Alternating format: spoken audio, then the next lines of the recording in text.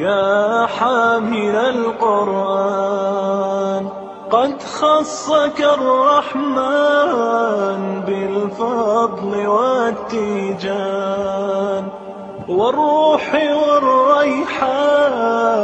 يا حامل القرآن قد خصك الرحمن. വളർച്ചയെക്കുറിച്ചുള്ള അഭിമാന നിമിഷമാണിത്.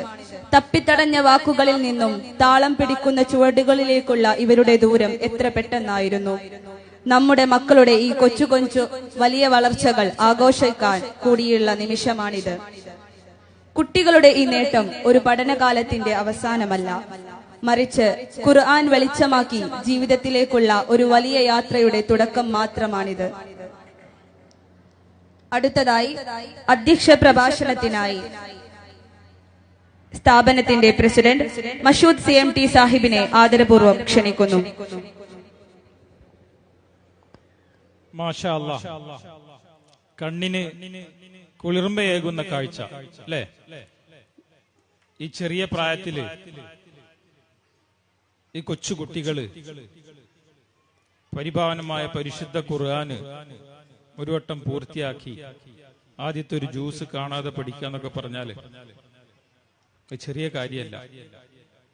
ദയവ് ചെയ്തിട്ട് വളരെ വലിയൊരു കയ്യടി നമ്മുടെ ഈ കുഞ്ഞുങ്ങൾക്ക് വേണ്ടിയിട്ട് കൊടുക്കാൻ ഞാൻ ആവശ്യപ്പെടുകയാണ്. ആദ്യമായിട്ട് മനസ്സ് നിറഞ്ഞ് തുളുമ്പുകയാണ്. നമ്മൾ ഓരോരുത്തരും ആഗ്രഹിക്കുന്നതാണിത്. ഈ ഒരു നിമിഷം നിർഭാഗ്യവശാൽ നമ്മളൊന്നും പഠിക്കുന്ന സമയത്ത് ഇത്തരത്തിലുള്ള സ്ഥാപനങ്ങളും സൗകര്യങ്ങളും ഇല്ലാതെ പോയി എന്നതിൽ അല്പം നിരാശ തോന്നുകയാണ് സത്യം പറഞ്ഞാൽ. പ്രിയമുള്ളവരെ, അസ്സലാമു അലൈക്കും വറഹ്മത്തുള്ളാഹി വബറകാതുഹു. വിദ്യാഭ്യാസ രംഗത്ത്